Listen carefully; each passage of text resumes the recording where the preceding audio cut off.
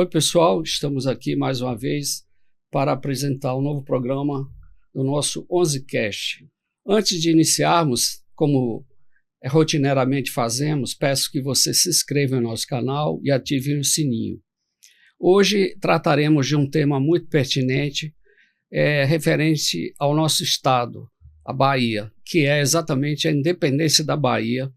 E, para tanto, temos aqui um historiador, que é o nosso amigo Rafael Dantas, especialista na matéria, que vai conversar conosco sobre esse episódio histórico e que aqui na Bahia as pessoas se orgulham muito dessa data, e sendo que no dia 2 é feriado.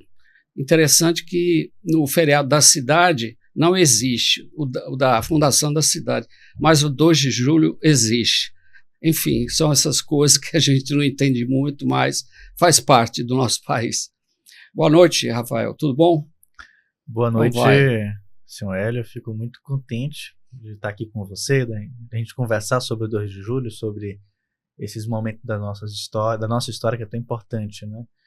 E fico mais contente ainda de estar conversando com um colega de área, de humanidades, de academia, também da UFBA, e muito me alegra falar sobre o 2 de julho, sobre a nossa independência, e ainda mais nesse formato de podcast e tal, porque atinge muitas pessoas e falar sobre esse momento é fundamental, principalmente para divulgar conhecimento entre as pessoas que não conhecem a nossa história, que não conhecem esses detalhes. Infelizmente, temos ainda um longo desafio, que é levar informação, levar conhecimento para um número absurdo, grande de gente, principalmente jovens. Faço sempre questão de lembrar esse ponto, que às vezes não se informam da forma correta.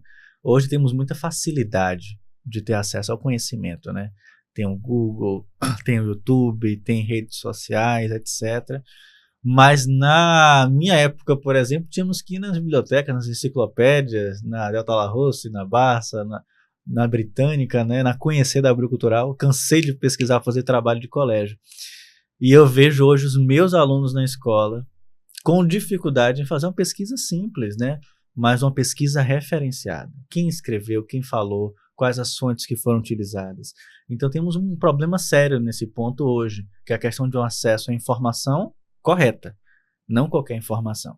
Então, falar com o senhor, conversar com vocês hoje, é importante justamente para a gente apresentar de forma referenciada a independência do Brasil na Bahia, lá em 23. Ok. Vamos começar com uma coisa que eu gostaria que você esclarecesse, que é o seguinte: a independência do Brasil, ela se deu no dia 7 de setembro de 1822. Bom, isso é o que a gente aprende na escola, no curso primário, no ginásio, enfim.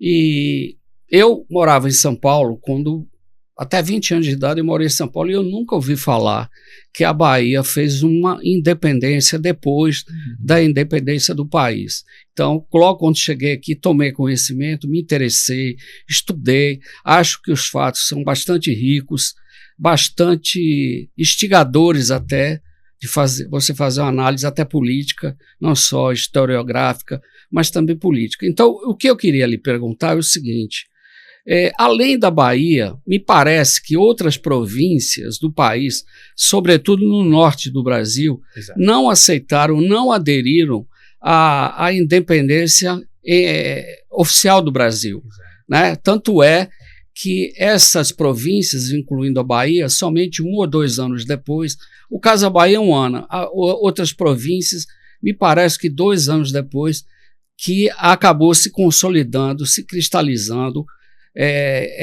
esse evento lá da independência completa em relação à metrópole, Portugal.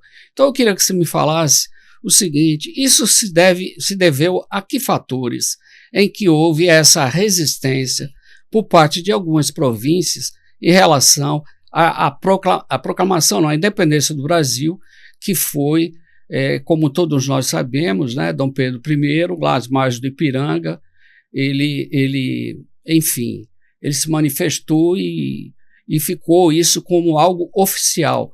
Quando, na verdade, os livros de história que contam isso, pelo menos os que eu consultava, nunca falaram que outras localidades do Brasil não estavam totalmente independentes, né, em relação a Portugal. Então, eu queria que você falasse um pouquinho sobre isso. Sua pergunta é importantíssima, né, para a gente contextualizar um pouco de como se formou esse conhecimento sobre a consolidação da independência do Brasil. E aí eu lembro de um trabalho maravilhoso, que é um livro, que é o Norte Agrário, que é inclusive muito referenciado, trabalhado na academia, né, em história. Isso parte, em certa medida, do papel de destaque, de protagonismo, principalmente no viés político e econômico, que o Sudeste, ao longo do tempo, desempenhou no contexto brasileiro, especialmente a partir da segunda metade do século XIX. Rio de Janeiro, e depois de muito tempo, mas especialmente São Paulo, vai se destacar como esse núcleo industrial do Brasil, como esse núcleo econômico. Primeiro, Rio de Janeiro como a capital, naquele momento, depois capital federal, e São Paulo cada vez mais como essa grande província, depois estado, que vai se destacar como uma referência econômica do Brasil. De um lado Rio, do outro São Paulo, e do outro a construção de saber sobre uma ideia de país, que vai cada vez mais se consolidando no decorrer dos anos de 1800, especialmente com a República, já no século XX. O senhor sabe, todo mundo que está nos acompanhando sabe, que o golpe militar civil da República, que acontece lá em 89, expulsando Pedro II, vai ficar especialmente consolidado na mão das elites paulistas, cariocas e mineiras, né? A República do Café com Leite, etc. Assim fica muito tempo. Ao lado de tudo isso, né, muitos elementos simbólicos, né, o professor José Murilo de Carvalho sempre fala sobre isso em seu livro A Formação das Almas, etc. Muitos elementos simbólicos da construção de uma ideia de nação, da construção de um país Brasil, vão ficar enraizados naquele núcleo. Então, vai se destacar o quê? O que aconteceu naquela área, né? E especialmente os momentos que por ali passaram, né? Pedro I, 7 de setembro de 22, o próprio Museu do Ipiranga em São Paulo é um ódio ao universo paulista, aos bandeirantes, etc. Aquele passado que é selecionado para essa narrativa, para essa ideia. E isso acontece não só no Brasil, isso acontece em todo lugar do mundo. A história oficial seleciona, ela vai recortar os momentos que ela quer que seja lembrado, e outros acabam ficando de fora ou mesmo esquecidos. E falar sobre isso é importante para lembrar o Nordeste, para lembrar Bahia, para lembrar o 2 de julho, para lembrar Pernambuco, Maranhão, Pará, que foi o que o senhor falou, né, que era o Grão-Pará, que são os processos que tardaram a acontecer, além do 7 de setembro de 22. Então, o primeiro ponto que o senhor pontuou é lembrar que essa construção de uma história oficial do Brasil ficou muito tempo presa a essa narrativa selecionada, construída, seguindo esse viés do Sudeste, seguindo esse viés de uma referência, em muitos casos, exclusiva a Pedro I, a 7 de setembro, aquele universo do contexto das províncias mais ao sul, Sudeste, Rio de Janeiro e pronto. Ou seja, o 7 de setembro de 22 se resume, acaba se excluindo, né, se acabando naquele contexto ali dos anos de 22, e parece que o Brasil não aconteceu mais nada nas províncias e nos anos seguintes, o que a gente sabe que não é verdade. 2 de julho de 1823, né, quase um ano depois. 10 meses depois. Né, quase 10 meses depois, quase um ano depois. Olha quanta coisa aconteceu.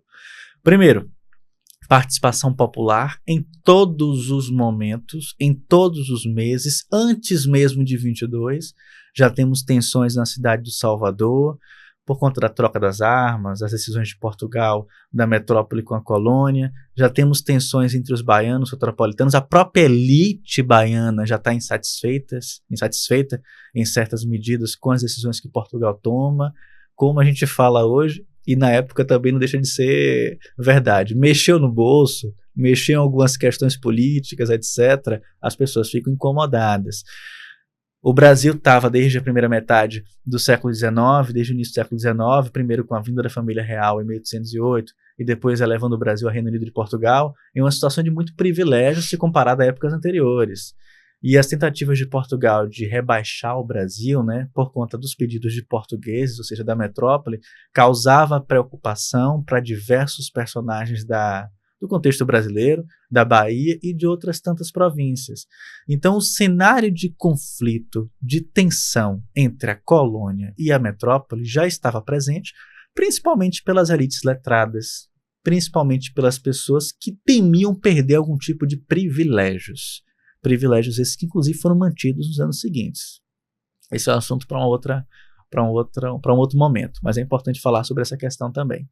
Então, o 7 de setembro acontece e tem a sua devida importância em todo esse processo, antes de qualquer outra coisa, porque temos uma decisão política institucional de Pedro I, que fica no Brasil como essa figura centralizadora do poder naquele contexto e que decide lá nos vales, né, lá nos altos e baixos do Ipiranga, em São Paulo, no córrego do Ipiranga, não é um rio caudaloso, não é aquela coisa cinematográfica, é um riacho do Ipiranga, junto com outras pessoas que o acompanhavam, de forma muito simples, né, não é como a pintura do Pedro Américo, que é uma construção da academia, né, da escola acadêmica daquele período, já muito tempo depois, romper com Portugal, e assim, né, a independência ou morte, etc., que é questionado em alguns aspectos, mas ele rompe institucionalmente, e tem a sua devida importância, mas o Brasil, o resto das províncias do Brasil,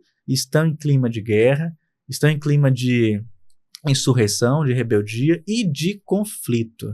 E onde acontecem esses principais movimentos contrários aos portugueses é na então província da Bahia, é então nas províncias do norte.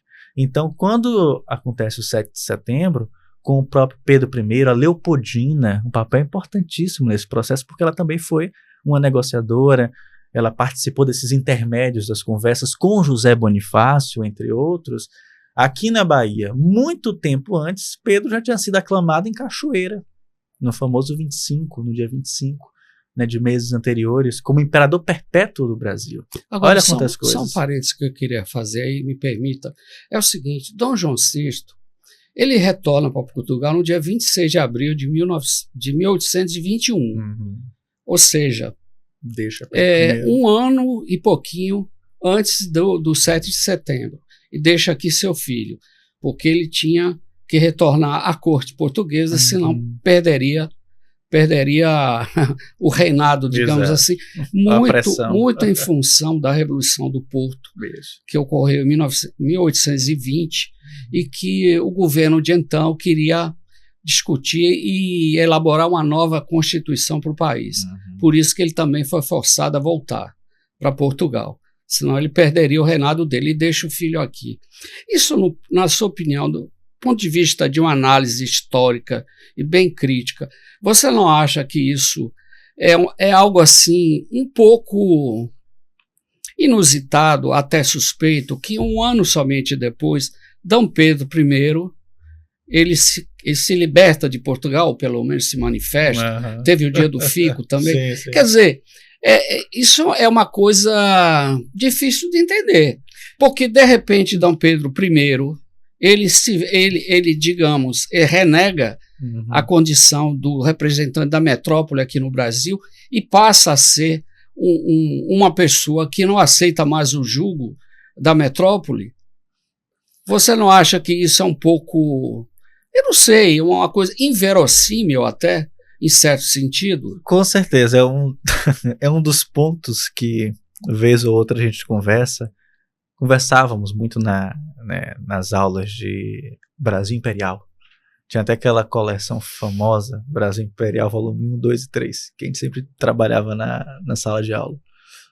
Existem explicações diversas, né, perspectivas distintas, inclusive do ponto de vista da estratégia, de uma estratégia política. Afinal, temos um descendente dos Orleans e Bragança, sim, que rompe e se torna um brasileiro legítimo. E que se torna um brasileiro, mas é o português, né, de sangue, que está lá presente. Sim. E que deixa seu filho Pedro II e faz o reinado com todas as turbulências estável, até ser expulso. Então eu vejo, sim, nesse sentido, evidentemente, de um curso da história que acabou se tornando, ou seguindo o caminho de uma insustentável posição de continuidade, até porque o contexto americano, naquele período, vem de uma tradição de muitas rebeldias, de muitas revoltas, isso desde o século XIX, final do século XVIII, influências francesas, norte-americanas, etc. Isso, de uma forma ou de outra, vai pesar naquele contexto dos anos 20. O senhor acabou de citar o exemplo do que acontece em Portugal, o negócio lá pegando fogo. Então, isso tem um impacto muito forte, sim. Mas eu vou na linha de uma estratégia, né, de um pensamento, né, de que temos, sim, no fim das contas, alguma conversa de bastidor que acabou pesando e muito para que tudo isso seguisse o rumo. Você não acha que isso fragilizou Dom Pedro? Fragilizou. A médio não, é médio prazo, digamos assim. Fragiliza a partir do momento de sua posição. Porque, por exemplo, a independência do Brasil, que nós aprendemos, ela não se consolidou no norte do país nem na Bahia. Tá? Os portugueses continuaram reprimindo os locais. Sim. E Dom Pedro já tinha se livrado de Portugal, estava independente, uma coisa. E quem controlava essas forças repressoras portuguesas? Ele teria que controlar, mas ele não estava controlando. Sim. Como é que se dá isso? Como é que essas forças repressoras portuguesas, elas, por exemplo, atuam aqui na Bahia? Vamos falar da Bahia, que a gente mora aqui. Lá no norte eu não sei dizer, mas o fato é o seguinte, os portugueses, eles aqui na Bahia procuravam apoio dos comerciantes, da burguesia local, tá? No sentido assim de permanecer dominando o estado, a província no caso, e a cidade aqui, o Recôncavo. Então isso é uma coisa que fica algo assim meio oblíquo na história, ela vai perpassando um lado, o outro. Então eu não sei se eu estou sendo claro para você objetivo, mas eu vejo isso. Eu imagino que o senhor defenda que o que acabou acontecendo, do ponto de vista do rompimento de Pedro I com Dom João VI, enfraqueceu as forças repressoras portuguesas, como é que elas se mantiveram atuando no nosso país. Mas o que acontece depois elas vinham de Portugal? O que acontece depois do 7 de setembro e do 2 de julho de 23, inclusive tem... Não, eu digo antes do caso da Bahia, antes de 23. Sim, antes de vir de Nesses Portugal. 10 meses. O comando das forças era português. Inclusive o que acontece entre 21 e 22, a grande tensão que vai acontecer é quando Madeira de Melo vem para cá. Sim. Né?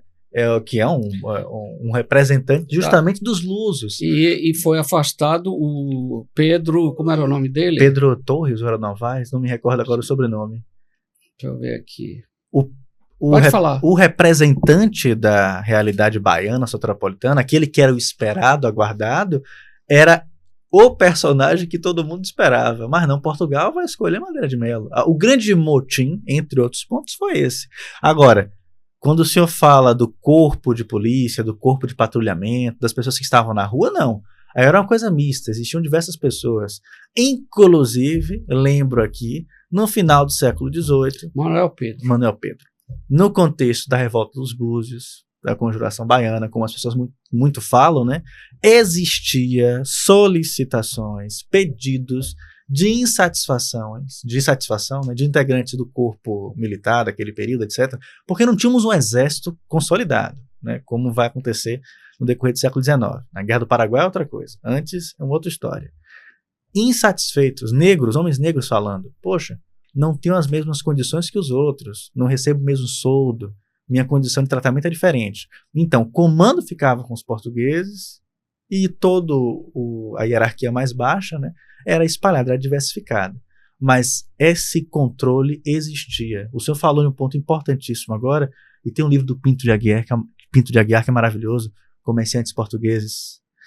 A ajuda sempre acabava sendo direcionada para os comerciantes portugueses, para essa elite aburguesada, porque de fato quem detinha um comando, o controle de toda a realidade comercial na Bahia. Salvador, no início do século XIX, indo já para os anos 20, né, dos anos de 1800, mesmo com as crises econômicas que foram diversas, ligado ao açúcar, exportação, tráfico de escravizados, etc., era uma cidade com muito prestígio e muito dinheiro, principalmente no Recôncavo, Cachoeira, Salvador. O professor Cid Teixeira, ele falava que no início do século o Porto de Salvador era o maior da América Latina, um dos maiores. Não, e certíssimo, Luiziana fala isso, professor Cid falava, Luiz Henrique lembrava também, e no século XVIII, em algumas décadas daquele período, o Porto de Salvador chegou a ganhar, né, nas escalas mundiais, como um dos portos mais movimentados do hemisfério sul. Isso é uma coisa absurda. Por quê? Tráfico de escravizados, açúcar e outras mercadorias que eram exportadas. O comércio daquele contexto marítimo. Então, no século XIX, isso nos aparece. O Rio de Janeiro era a principal cidade do ponto de vista comercial, referência de capital, mas Salvador vinha logo abaixo e o Recife, né, Pernambuco, depois. Então, eu imagino, né, essa turbulência aí nesses momentos, com o Pedro I em cima de tudo isso. Não sei se não tendo muito o que fazer, uma perspectiva de horizontes muito positivos, mas com certeza preocupado com o que poderia acontecer no Brasil. Alberto da Corte Silva fala sobre essa questão da preocupação de uma unidade das elites em uma figura centralizadora. Quem era essa figura centralizadora no Brasil daquele período? Só tinha Pedro I. Quem era o brasileiro que poderia assumir isso? Tem algum nome assim de destaque? O Pedro I, que era essa figura, e acabou ficando, né? Acabou indo até o Pedro II assumir. Ainda temos aquele momento de instabilidade da regência, etc. Mas Pedro I foi esse personagem. Esse português brasileiro aí que assumiu o comando das coisas. Bom, vamos lá. Temos aqui um roteirinho. Um breve resumo do 7 de setembro, a gente já falou. Antecedentes, desenvolvimento. Dom João VI, quando veio para o Brasil, né, 1808, fugindo das guerras napoleônicas e bloqueio intercontinental, enfim. De qualquer forma, ele fez muita coisa aqui no Brasil, né? Muita coisa foi. A primeira faculdade de medicina foi criada aqui na Bahia, foi ele que criou. Tivemos também como abertura dos portos aos países amigos. Inglaterra, principalmente. Exatamente. Temos também o seguinte, o Banco do Brasil foi criado por ele, por Dom João VI, em 1808. Foi logo quando ele chegou aqui também. O Jardim Botânico. O Jardim Botânico foi... Imprensa Régia. O Museu Nacional foi Dom João VI também. A coleção do Museu Nacional se origina da chegada, né, parte da coleção, com a família real, a própria... Depois a Imperatriz Leopoldina também contribui significativamente, mas eles moram no espaço que vai virar o Museu Nacional, lá na Quinta da Boa Vista, que era uma casa de um rico comerciante, escravista, né, lá carioca, era a casa mais bonita, evidente da região, e ela acaba sendo escolhida para virar um Museu Nacional, que depois de muito tempo recebe aquela configuração arquitetônica já com Pedro II, e que é mais ou menos preservada no decorrer dos anos seguintes até virar um Museu Nacional. Ele já tinha uma coleção, né, de peças, etc., de obras. Pedro II, grande intelectual, grande personagem do nosso país, que é uma figura notável, também tinha uma coleção maravilhosa. História natural, né? Antropologia. História natural, antropologia. Isso são assuntos espetaculares. A primeira tradução do árabe para o português das Mil e Noites, parece que ele teve um envolvimento também. Falava hebraico, lia, traduzia em hebraico. Era uma figura espetacular. O celular caiu, parte 2. Uma figura que eu gosto muito. E tem um livro maravilhoso. Eu sempre gosto de indicar livros, viu, senhor Hélio? Porque a gente tem que ler, né? Tem um livro maravilhoso que é o Imperador Cidadão, do Roderick Barman, se eu não me engano. Imperador Cidadão é o nome do livro. Espetacular, que fala tudo isso. E tem As Barbas do Imperador, da Lia Schwartz, né? Mas o Imperador Cidadão tem um toque assim mais... quase que poético nos momentos finais do Imperador. Mas a chegada da família real, que o senhor falou agora, é fundamental para compreendermos o desenvolvimento desse Brasil no século XIX. Inclusive muitos, né, destacam o 1808 como essa construção de um Brasil-nação. É o momento em que esse Brasil começa a despertar, de fato, com a chegada da família real, dos projetos e planos que começam a acontecer naquele contexto, começa a formação de um Brasil. Continua a colônia, mas depois vai virar Reino Unido e Portugal, temos o processo de independência na década de 20, depois Pedro I, Pedro II, etc., segundo reinado. Então é nesse momento que as configurações do Brasil começam a acontecer. E como você falou, pela primeira vez no mundo, a família real sai com suas cuias, com tudo, né, cruzando o Atlântico, primeiro desembarcando na cidade de Salvador, na Bahia, depois indo para o Rio de Janeiro. Isso. Por que o desembarque em Salvador, na Bahia, é tão importante? Salvador, como falamos anteriormente, era uma cidade de prestígio. gozava de muito prestígio econômico e político. Parte significativa da elite política do Brasil naquele contexto era baiana, não só carioca. Mesmo desde 1763, Salvador não sendo mais capital, sendo Rio de Janeiro, era um local importantíssimo, principalmente por conta do porto. Muitos afirmam, né, que a parada da família real foi uma parada estratégica. Vamos parar em Salvador, vamos parar na Bahia, vamos ver essa cidade, vamos ver esse contexto, vamos abrir os portos das Nações Amigas, vamos criar a escola cirúrgica, que vira a faculdade de medicina, etc., a escola de medicina, vamos fazer um pouquinho de coisas aqui, depois a gente segue para o Rio de Janeiro e lá a gente fica. Então mostra a relevância da Bahia naquele contexto e evidentemente que depois o Rio de Janeiro como capital é a morada deles. Então esse contexto como um todo da chegada da família real é um ponto importantíssimo que a gente geralmente destrincha como ponto basilar para compreender os efeitos que vão acabar desencadeando da independência na década de 20, né? Entre 22 e 23. E na pergunta anterior, o senhor mencionou, sabiamente, a questão das outras províncias do norte, esse processo mais lento, né, que foi essa conclusão. Em 1823, temos os conflitos na Bahia, Pernambuco, Maranhão e Piauí. Inclusive lá tem a famosa Batalha do Genipapo, em que tivemos a vitória do lado dos brasileiros contra os portugueses. Imagine que naquela época era muito comum os mercenários, né? Pessoas que eram contratadas, etc., vinham de diversos lugares do mundo para vir lutar. Inclusive tivemos aqui na Bahia também. Pessoas que não conheciam muito a geografia do entorno. Era novidade para eles. Ao contrário dos brasileiros, que conheciam muito bem onde estavam lutando e como lutar. É um ponto até para a gente conversar depois sobre a nossa Bahia, porque Maria Quitéria sabia muito bem da geografia. João das Botas sabe muito bem dos mares da Bahia de Todos os Santos. Então esse conhecimento de uma geografia, de uma fauna, de uma flora, dos cursos d'água, de um sol quente nas províncias do norte, no nordeste, né? Imagina Piauí, o negócio pegando fogo. Foi estratégico, foi importante para a gente. Então tivemos vitórias em março daquele ano, depois no Pará, né, que o senhor lembrou, né, o Grão-Pará, etc., que era uma coisa muito à parte do Brasil. O Brasil é continental. Imagine você gerir tudo isso naquele período.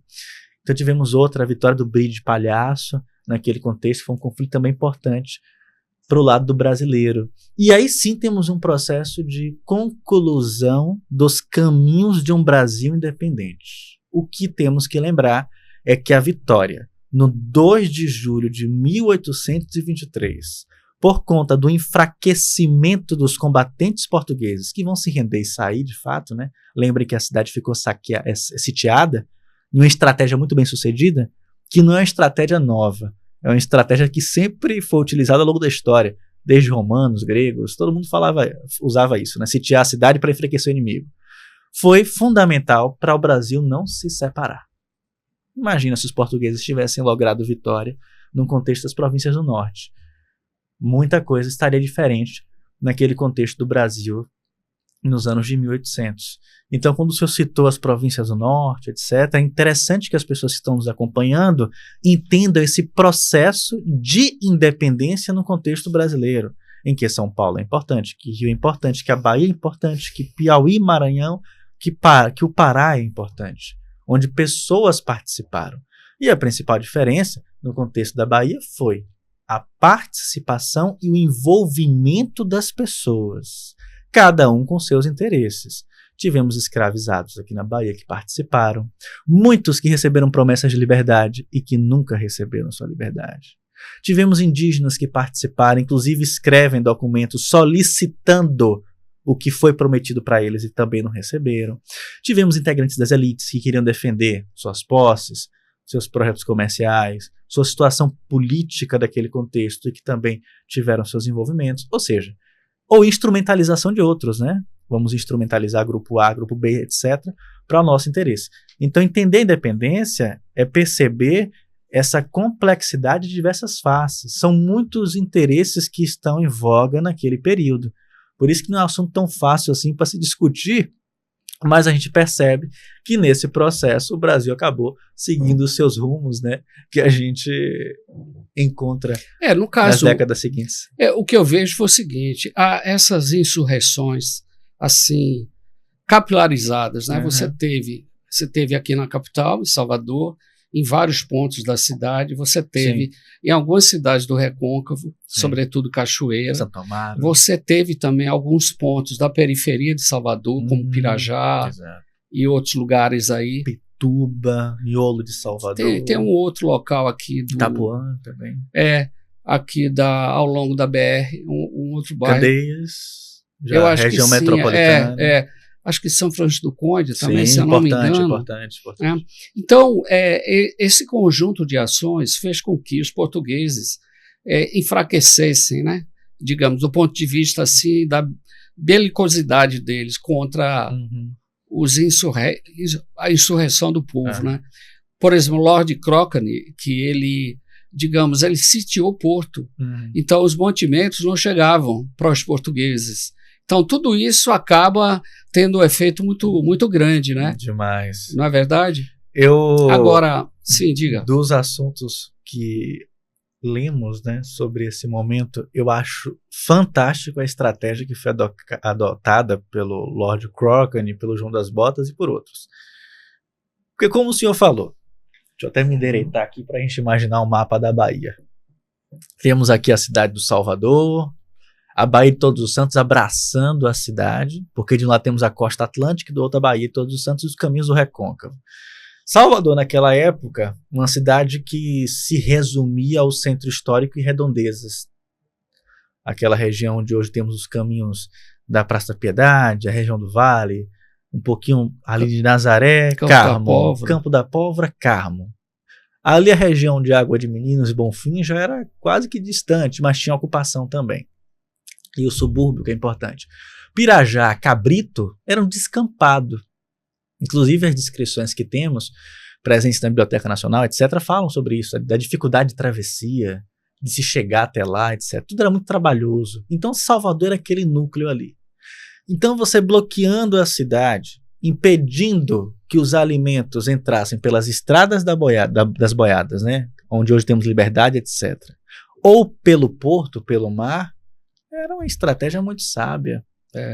Ou seja, Salvador não produzia os seus alimentos. Muitas provisões vinham da ilha, vinham lá do Recôncavo. Itaparica era conhecida como um lugar de celeiro, celeiro da Bahia. Ali tinha criação de animais, ali tinha criação de porcos, tinha criação de plantar verdura, tinha águas, né? Inclusive as águas de Itaparica são muito famosas nesse sentido.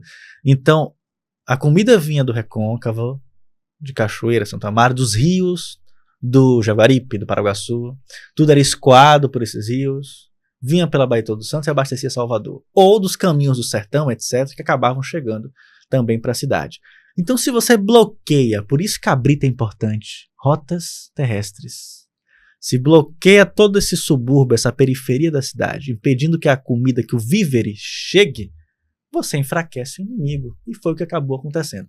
Então, João das Botas, que conhecia muito bem aquela região das águas do entorno de Itaparica, em batalhas importantes como a do Funil, etc., né, foi inteligente, foi sagaz, porque aproveitaram, tanto ele como os outros, dos que ali viviam, dos populares, dos pescadores, dos saveiristas, das pessoas que dominavam essa geografia, que sabiam a profundidade da Baía de Todos os Santos. Quem é navegador, quem tem lancha, quem tem barco, quem conhece as águas, sabe que na Baía de Todos os Santos tem lugares que tem umas profundidades maravilhosas para navegar e tem lugares que é banco de areia, tem lugares que não tem possibilidade de navegação. Então, com esse saber atrelado ao popular, a esses personagens que aqui narramos, que aqui lembramos, gradualmente vitórias foram conquistadas. É interessante que esses personagens que participaram aqui desse movimento, muitas dessas pessoas eram mulheres. Sim. Você tem a Maria Quitéria, você tem a Joana Angélica, que foi a mártir, né?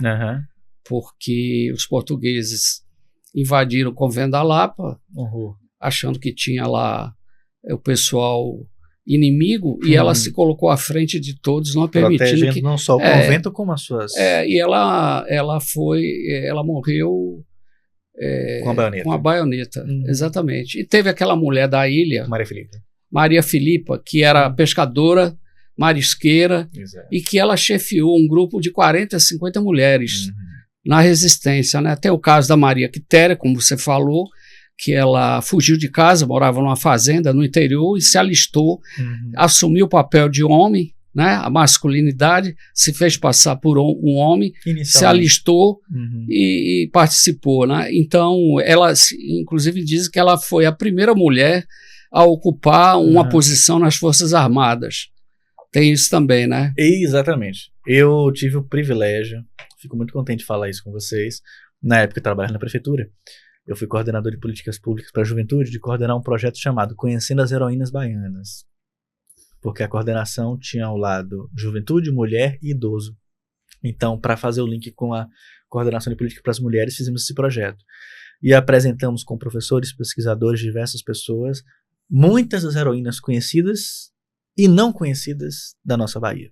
Aí o senhor fala o nome de várias, as mais conhecidas, e é importantíssimo lembrar. Primeiro, ser mulher no século XIX era vivenciar um ambiente de muita repressão, de muito enquadramento social, religioso, né, em diversos aspectos. Então imagine Maria Quitéria, naquele contexto de insubordinação, de guerra, de conflito, de crise, saindo do seu seio familiar, em uma perspectiva que não era até então direcionada para ela, como falamos agora, para querer lutar, para ir para o campo de batalha, uma iniciativa própria, como a minha amiga Marina Farias, pesquisadora maravilhosa, que vale a pena até vocês conversarem com ela em algum outro momento sobre Maria Quitéria, lembra, né? Sair dos caminhos já do sertão, apesar de fazer parte de Cachoeira, hoje é Feira de Santana, né? Sair dos caminhos do sertão, junto com os outros que estavam arregimentando pessoas, para ir para o conflito. E, inicialmente, ter que usar uma outra identidade, né, masculina, para conseguir guerrear. Mas logo em seguida ela é descoberta, inclusive é encomendado um saiote com traços femininos para ela utilizar, dominava tiro como ninguém, muito melhor do que outros tantos experientes, isso inclusive é registrado. Liderou a participação de outras tantas mulheres nos rios do recôncavo da Bahia, mulheres que foram importantíssimas nesse processo. Quem são essas mulheres? Quais são os nomes dessas mulheres? Nem todas sabemos, nem todas foram registradas, nem todas foram consideradas importantes para ser registradas. É uma outra mentalidade, é uma outra época. Os heróis que eram escolhidos eram outros. Mas ela não só foi lembrada, como reconhecida e condecorada pelo Pedro I naquele contexto. Então ela é um exemplo, assim como o senhor falou, Maria Filipa, que de todas carecemos de mais informações documentais, de uma história oficial, etc. Mas temos fartas referências do ponto de vista da oralidade. E o Felipe, pesquisador de Cachoeira, semana passada, mostrou em suas redes sociais documentos que foram encontrados lá em Portugal, citando uma Maria Filipa de Oliveira, assim como outros foram encontrados no Arquivo Público da Bahia, também narrando a existência dessa personagem que nunca foi esquecida por parte dos habitantes de Itaparica.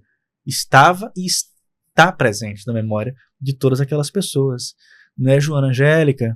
E o Manuel Tambor existiu? O Tambor Soledade. Soledade. Né?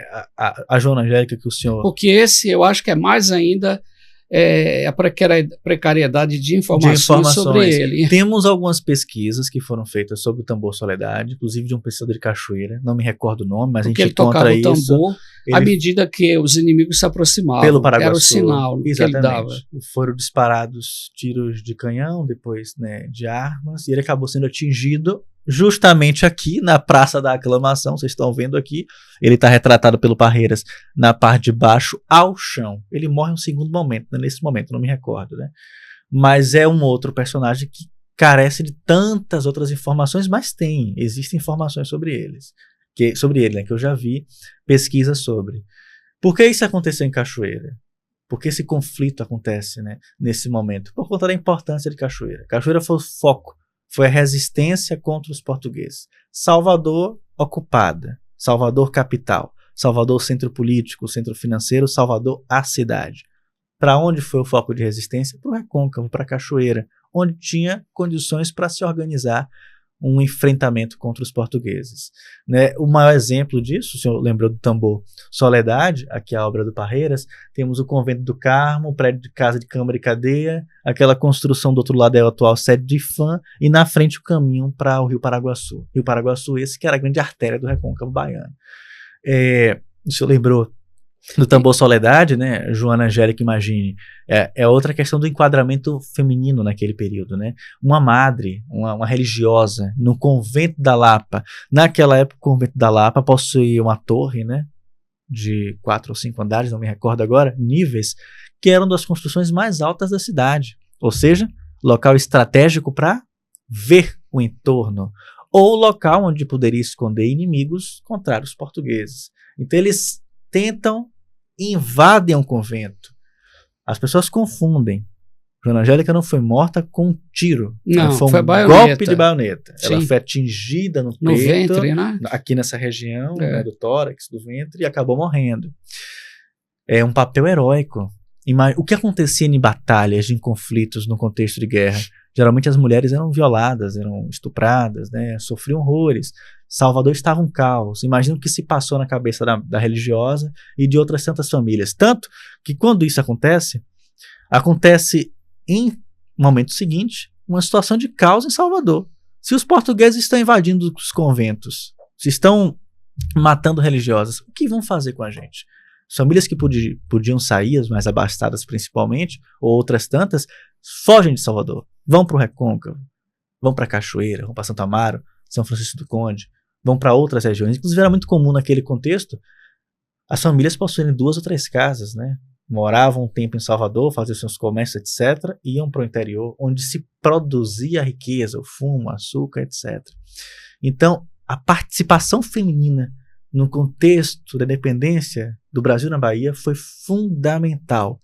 Participação feminina essa, atrelada a outros tantos grupos negros, indígenas, de homens brancos, negros, libertos, etc. O povo foi o grande, né, protagonista dessa história. É por isso, esse é um ponto importantíssimo, e é por isso que o 2 de julho de 23 foi lembrado, comemorado, e em 24, quando se começa a festa, foi lembrado até hoje. Porque se não existe o envolvimento popular, se não existe essa liga das pessoas, cai no esquecimento.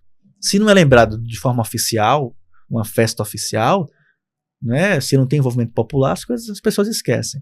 Então, 2 de julho tem essa importância por isso. Você diria que esse movimento popular é o único, um dos poucos movimentos populares que lograram êxito no Brasil? Porque nós temos vários outros movimentos que aquela massa, aquela turba de pessoas, por exemplo, Canudos.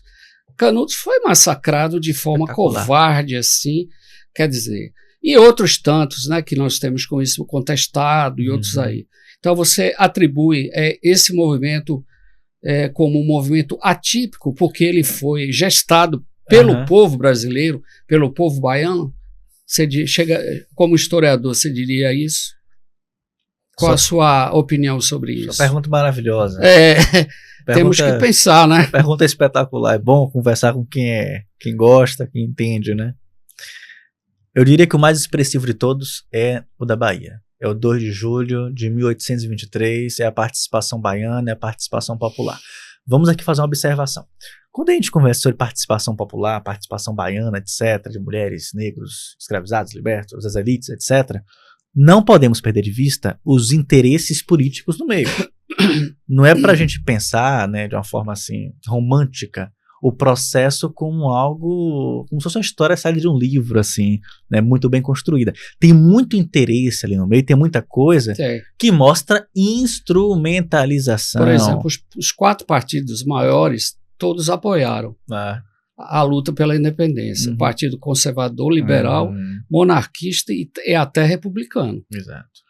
Houve essa unanimidade, não teve ninguém que se contrapôs. Então, esse é um exemplo claro do que você está falando. Exatamente. Ou seja, interesses, privilégios, continuidades no meio de ruptura. Você rompe com Portugal, eu vou ganhar o que com isso? Olha a questão. Então, imaginem tudo isso, onde as pessoas lutaram, participaram, etc., e onde muitas situações de desigualdade, de injustiças continuaram. A exemplo, a continuidade e a persistência da escravidão. Sim. Não é que só vai terminar em 88, no final do século XIX. Então esse é um ponto para a gente não perder de vista.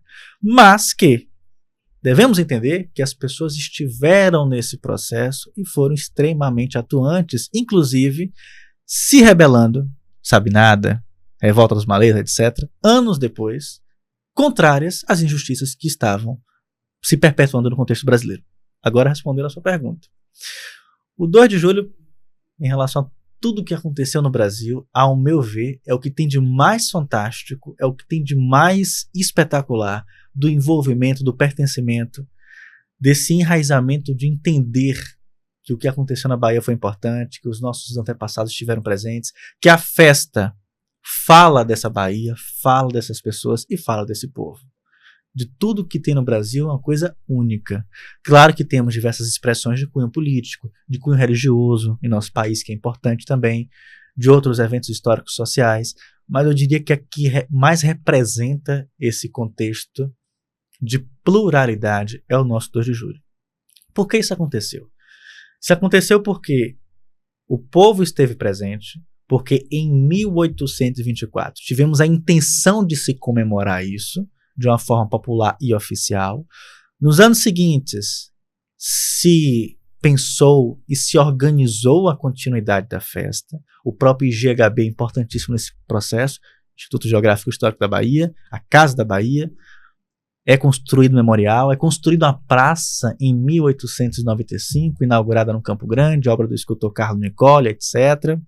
Se constrói um roteiro, um percurso onde todos os anos é lembrado, Lapinha, Soledade, Centro Histórico, Terreiro de Jesus, Praça Municipal. Depois, quando o Campo Grande é inaugurado, vai até o Campo Grande.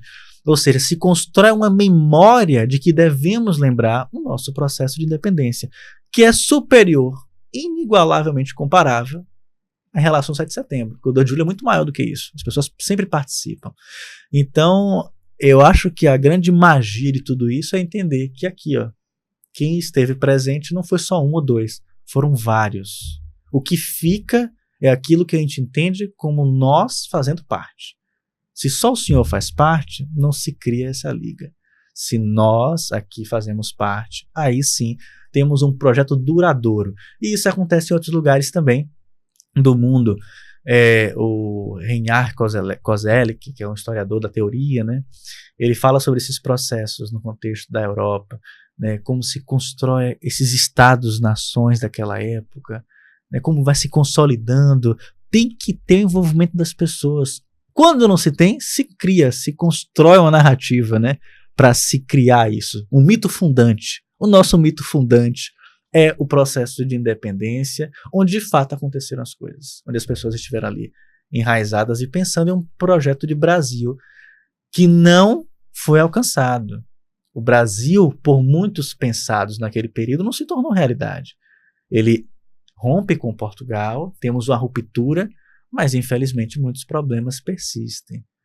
É um desânimo para alguns e um motivo de luta para outros tantos, né? Para muitos continua a mesma coisa, para alguns, né? Você acha que o 7 de setembro de 1822, de alguma maneira, ele sugestionou ou inspirou os revoltosos aqui da Bahia, à medida em que nada havia mudado, continuava tudo como antes? Então você acha que isso serviu como um motivo assim contundente para que houvesse essa insurreição paulatina desses vários segmentos aqui da Bahia, sobretudo do movimento popular, né? Vamos falar lá o português, claro. Você acha que isso serviu mesmo? Ou vai o racha, temos que ir por esse caminho, não aceitamos a dominação portuguesa? Você acha que houve isso?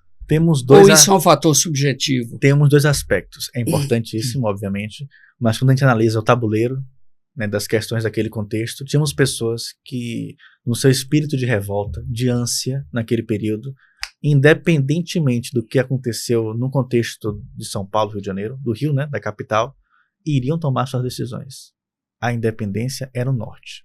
Assim como outros, isso está escrito em documentos, está registrado, esperavam uma medida, uma postura de Pedro, da corte, etc., contrária àquele posicionamento dos portugueses contra os brasileiros. Então, evidentemente, sim, que tem um peso muito forte. O 7 de setembro tem um peso absurdo, né? A figura do Pedro, como a gente falou anteriormente, de todos aqueles personagens, nesse tabuleiro de negociações, é fundamental como respaldo. Olha, continuemos. Quem liberou os recursos, os exércitos, os mercenários, a vinda dos navios, né, que vieram para Baía dos Santos, Pedro I. Foi liberado muito dinheiro naquele contexto. General em Taparica, Lavatura, mercenário francês. Exatamente, um mercenário, inclusive, nos últimos momentos, teve muito conflito com as elites baianas, porque ele queria algumas coisas, as elites não queriam. Olha os interesses, né? E acabou sendo colocado de escanteio. Outra pessoa assumiu o posto. As pessoas pensam, e são provavelmente quem está nos acompanhando já ouviu isso em algum lugar, que a briga aqui no contexto da independência do Brasil na Bahia foi muito amadora. Não teve planejamento, né? Que não teve nenhum. E realmente no início. E não teve um líder. Teve vários. Várias cabeças. Várias pessoas. Parece aquelas brigas de família. Contribuíram, mas não teve uma liderança Parece única. aquelas brigas de família. O que eu acho que é louvável. Sim, porque teve possibilidade de negociação, né, de conversas. Parece aquelas brigas de família, tem um monte de cacique, né? Cada um diz que é o certo, etc. Eu acho que essa forma difusa do movimento acabou dando certo. Porque normalmente o que é difuso, que é não organizado, não daria certo nunca, mas nesse caso deu certo, né? Agora, você falou de Cachoeira, tem um fato também interessante, que Cachoeira funcionava como um certo recuo. Sim. A cidade de Salvador estava conflagrada, então as pessoas tinham que recuar para depois avançar. Exato. E chegou um certo ponto lá, um certo momento em que a população local ela começou a fabricar artefatos bélicos, derretendo metal, e as moedas, derretendo metal para servir como munição. Teve esse detalhe também. Nesse sentido, eu acho extremamente louvável, né? Porque os engenhos foram utilizados. E outra coisa, aqui na cidade houve várias refregas, né? Campo da Pólvora, Piedade e tal, e teve a famosa procissão de São José em 1823, se eu não lembro agora, que na procissão de São José, as pessoas que estavam na procissão, a maioria europeus e portugueses, foram apedrejados. Isso, João Reis fala sobre isso. Porque a população não tinha arma, mas tinha pedra. Tinha pedra. Ou seja, não é verdade? Uma ojeriza aos portugueses, né? Uma revolta. Foi esse momento do apedrejamento de portugueses na região do Comércio, Ladeira da Conceição, entre outros lugares. Não tinha Ladeira da Montanha na época, não. Só depois. Foi importantíssimo porque foram uma das primeiras manifestações de contrariedade, de insatisfação contra os portugueses. Ou seja, o negócio estava pegando fogo no íntimo de cada um. E depois foi para as ruas, foram para ações mais relevantes. Cachoeira, na época do conflito, recebeu a Casa da Moeda, né, para a confecção de moedas para aquele período. As moedas de Cachoeira são raríssimas. Eu coleciono moedas e cédulas. Não tive a sorte de encontrar uma, mas são moedas confeccionadas em Cachoeira por conta disso. A Casa da Moeda ficou no Convento do Carmo, se eu não me engano, um pequeno período, depois voltou para um local tradicional.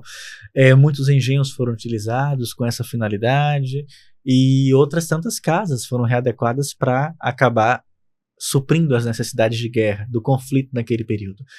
A gente tinha conversado antes sobre essa questão do amadorismo, da batalha, da guerra, do confronto, etc. O que existiu e que foi, evidentemente, importante por conta da necessidade daquele período. Os encorados de Pedrão eram vaqueiros que estavam lá nos sertões da Bahia, Pedrão, Irará, Redondezas, e foram arregimentados, né? Todos voltaram com vidas, é o que se diz, né? Inclusive em alguns documentos, cartas que foram encontradas muito tempo depois, eles referenciam isso. Homens que lidavam no agreste com cabras, com bois, com cavalos, usavam aquelas couraças de couro atravessando a vegetação. Frei Braia, né? Ele era um dos chefes. Ele foi um religioso. Ele era pernambucano, me parece. Era pernambucano, teve uma atuação em Pernambuco, depois foi para Bahia. Algumas pessoas, inclusive, falam de um tumulto que teve na vida dele, por isso que ele veio para cá. Ele arregimentou, ele faz esse momento de reunir esses encorados. Entretanto, um outro pesquisador, que é o Zezinho, que se nos assistir, manda um abraço para ele. E temos um outro pesquisador que até trabalha na Biblioteca Pública dos Barris, não me recordo o nome dele agora, mas é um senhor.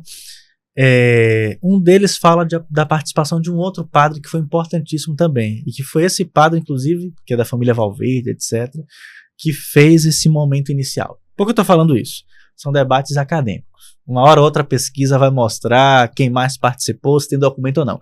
Mas tivemos pessoas naquele lugar, em Pedrão, nos caminhos do sertão, em outros lugares, que foi catando gente para participar da batalha.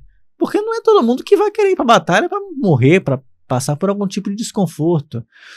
Isso mostra uma ação até mesmo de desespero naquele contexto, de preparar pessoas assim rápidas para o confronto, mas foi uma necessidade que acabou dando certo naquele período. Em relação às armas, se lutou com facão, se lutou com armas naquele período, com baionetas, etc. Se lutou com o que tinha para lutar.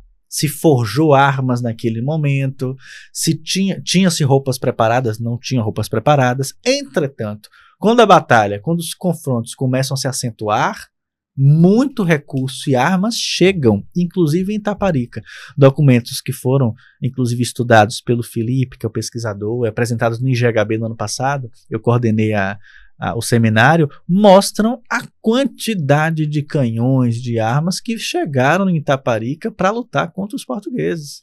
Eles ficaram até mesmo surpresos com esse nível de artilharia ali presente. Então, no início, começa realmente dessa forma mais simples e vai ganhando um corpo muito grande, ao ponto dos navios enormes que aqui chegaram, né? Do próprio Lord Cochrane, etc. Então, é quase que um filme, né? Vai chegando aquele momento do filme que é o clímax, que ou o negócio vai, ou termina ali mesmo, e acabou dando certo para os brasileiros, para a gente. E como é que foi feita essa retirada dos portugueses? Porque a data, o dia, eu sempre costumo dizer o seguinte, quando a gente era garoto, a gente aprendia muita história começava falando da data que aconteceu o evento. Hoje em dia a data fica num plano mais secundário, o mais importante é o contexto. O contexto, tudo que aconteceu e tal. Mas eu sempre digo o seguinte, tudo que acontece não tem efeito instantâneo. Exato. Então, por exemplo, o 2 de julho de 1823 foi uma referência no dia seguinte, o que foi que aconteceu? E daí para frente.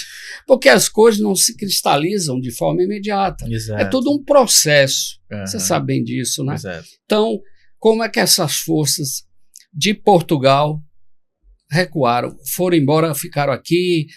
O desfecho disso? Caneta. Temos uma. É curioso isso. Eu tenho uma mania de repetir muito a palavra processo. Processo. Minha amiga sempre fica brincando comigo, processo. Porque tudo é um processo. Tudo é um processo. Tudo é um processo. E eles não ocorrem simultaneamente. Exato. Cada processo tem o seu começo, meio e fim. Isso. Eles correm diferentemente uns dos outros. E tem seus reflexos, suas rupturas, continuidades. Isso é espetacular. Primeiro, entre junho e julho, já temos muito tempo antes, na verdade, né? Mas especialmente junho e julho, já temos um cenário de evidente enfraquecimento, né, dos portugueses que ocupavam Salvador e redondezas. As vitórias marítimas, né, comandadas por aqueles personagens que já citamos aqui, foram fundamentais nesse processo. Itaparica continuou com os brasileiros, não se conseguiu invadir Itaparica, não se conseguiu esse fôlego de comida, etc., de outras intenções que se tinham interesse.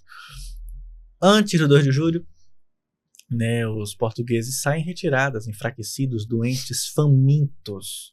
Inclusive os barcos brasileiros acompanham, né, pelo Atlântico, parte do trajeto em direção lá a Portugal. Né, o fim do Madeira de Melo não vai ser nem um pouco positivo, né, vai sofrer horrores lá com os julgamentos dos portugueses, mas o mais bonito de tudo, inclusive está presente no nosso hino, é esse raiar de um novo sol ao 2 de julho. Esse raiar de um novo momento na velha cidade do Salvador. Cidade essa evidentemente destruída, né, do ponto de vista de uma cidade que não tinha a mesma vivacidade dos anos antes, uma cidade com diversos cenários mais esquecidos, né, sem a população, sem se vai e vem das pessoas, etc. Mas a entrada desse exército pacificador pelos caminhos da liberdade, passando em frente do convento da Soledade, as religiosas ali preparam um arco no modelo dos arcos dos triunfos, né, que é uma tradição greco-romana, romana especialmente, decorando com flores, com palmeiras, etc., para dar as boas-vindas, Lima e Silva, etc., aos combatentes que estavam entrando para libertar Salvador, para pacificar a cidade do Salvador. Ali tinha integrantes desse exército reconhecido, desses combatentes, tinham populares, ali tinha negros, ali tinha indígenas, ali tinha um povo da Bahia, que adentram Salvador e seguem para o centro pulsante de Salvador, o centro de fato residencial, comercial, cruzando o Carmo, passando pela região do Largo do Pelourinho, Terreiro de Jesus, Praça Municipal. É nesse raiar do 2 de julho, onde sempre se lembra que com tiranos não combinam corações, brasileiros corações, né, que um novo momento surge, que um novo momento acontece. E nos dias e meses seguintes, temos toda uma tentativa de reequipar Salvador, as casas são reocupadas, as que não estavam, né, habitadas, os integrantes dessa força, desse comando, começam a retornar gradativamente para a cidade, se tem todos os preparativos, as festas, as aberturas das igrejas, tudo volta mais ou menos à normalidade. Os portugueses levam muitas coisas, né, durante o conflito para Portugal, se cita muitos saques de residências e de igrejas. Se criou uma história dos evangelistas de ouro, não sei se o senhor já ouviu falar, que eram dos jesuítas, que foram roubados na época da independência por conta dos portugueses, que eram evangelistas, imagens de ouro, que acabaram desaparecendo. Isso é muito mais mito que documento, né, que referência. Mas, de fato, sim, muitas preciosidades, muitos espólios, né, foram roubados, como em qualquer outra guerra, assim como na invasão holandesa há 400 anos atrás. 1624, 2024. Então, esse novo momento marcou, né, a história de uma nova Bahia. Bahia essa independente, mas com as mesmas figuras de sempre no comando das coisas. Tem um fato que você falou do Moreira de Melo, que ele tenta bombardear o Forte de São Pedro. E ele efetivamente não consegue. Porque você tem conhecimento desse fato? Que os soldados, eles têm um baluarte marítimo. Sabe o que é baluarte? Sei. Baluarte é a extensão de um forte que, no caso específico, daria para o mar. Isso. Eles fogem por ali. E com isso você evita um derramamento de sangue e tal. Ele não consegue ter êxito nessa empreitada aí. No seminário do ano passado, faço aqui a devida referência a um amigo muito querido, que era o jornalista, pesquisador, historiador Jorginho Ramos. Trabalhou muito tempo em diversas emissoras, etc. E era integrante do IGHB, diretor lá no IGHB. E ele fez a participação, a palestra dele, falando sobre quem? Madeira de Melo. Ele apresentou todo esse confronto, etc. E ele cita em determinado momento, não vou me recordar exatamente agora, mas dessa tentativa frustrada que aconteceu de uma resposta do Madeira. E imagino que tenha sido isso, porque ele fala dos baluartes, etc. Né, o Forte São Pedro foi onde tudo começou, inclusive. Era ali que era o comando, né? O Madeira de Melo vai ficar ali. Ali acontecem os primeiros motins em 22. Nas Mercês... Madeira, falei Moreira, é Madeira. Não, imagina. Agora, o anterior, o Manuel Pedro, por que ele foi deposto e foi colocado porque o Madeira? O Madeira de Melo atendia as necessidades portuguesas. O outro era representante dos portugueses. Mas o outro também era. Mas só que não tinha... A Madeira era outra coisa. Era aquela história, né? Você escolhe aquele que vai lhe obedecer, que vai seguir tudo o que você quer. O Madeira de Melo foi esse personagem esquecido, foi esse personagem escolhido. E um dos únicos retratos existentes do Madeira, se eu não estou enganado, pode procurar aí no Google, quem está assistindo, uma imagem, né, do Madeira de Melo. Ou tá com o Luiz Guilherme, que é o filho de Luiz Henrique de Tavares, foi alguém que deu, etc. Ou já está no IGHB. Uma preciosidade. Os personagens da Independência da Bahia foram os indígenas, caboclos, os portugueses eram chamados de marotos, marujos. Por isso mata-maroto. Mata-maroto, exatamente. Depois agora, da independência. por que o indígena, isso é uma curiosidade que eu tenho, por que o indígena, ele é chamado de caboclo? Na independência da Bahia, o índio lá ele é chamado de caboclo, até do ponto de vista, assim, daqueles bonecos que são colocados no desfile e tal, são retratados e tudo mais. Por que ela é chamada de caboclo, o indígena? A referência que eu tenho era a terminologia que era utilizada. Inclusive, minha família é indígena, de parte de mãe, portuguesa de parte de pai. Meu avô era conhecido na região do Recôncavo como um caboclo. Ele era indígena, ou seja, o nome de referência era esse.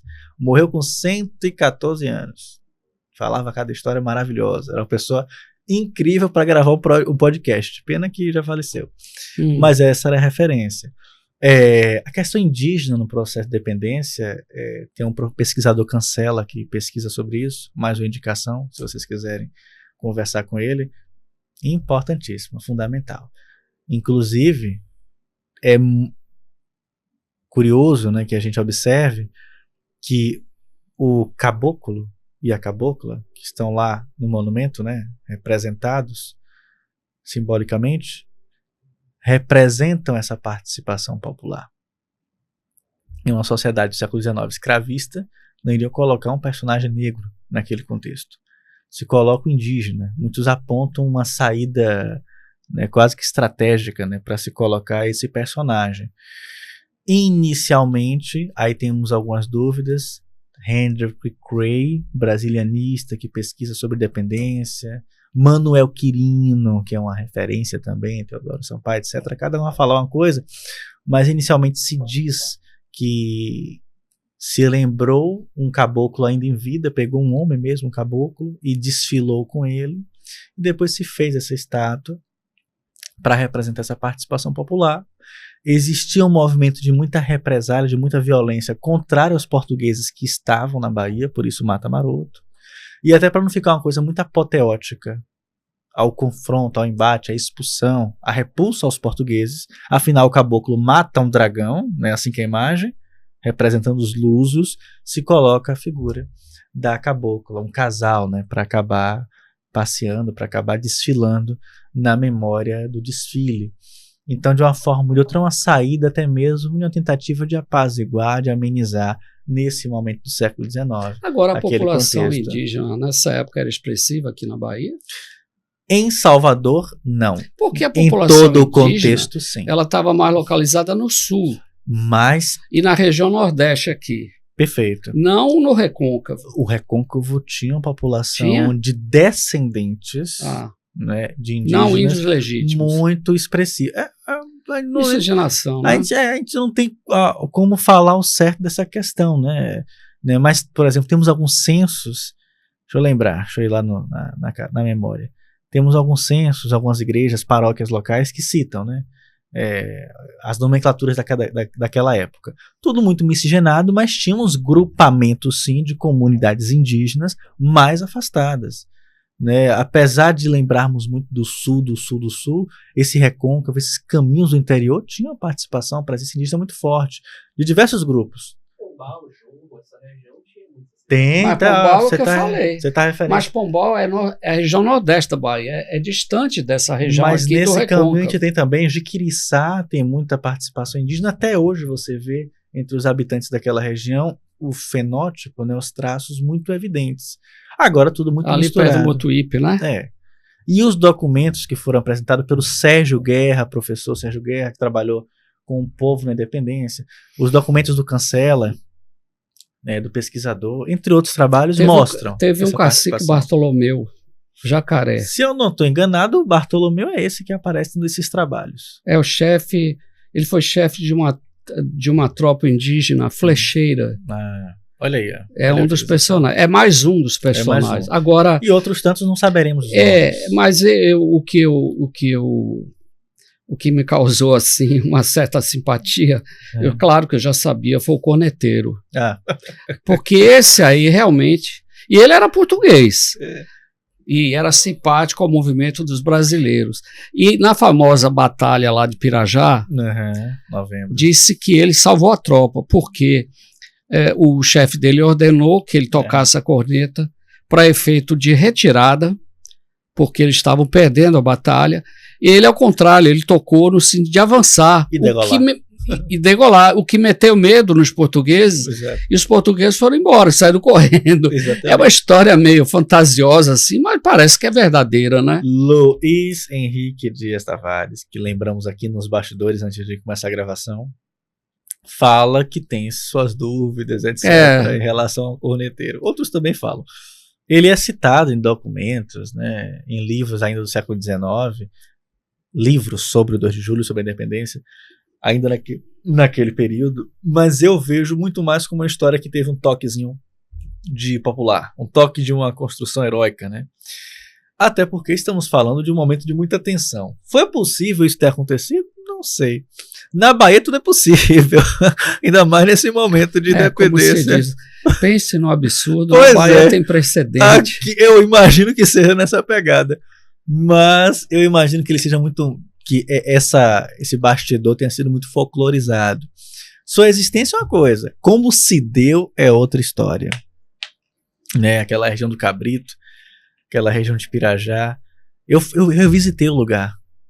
Tem ali o Panteão, né?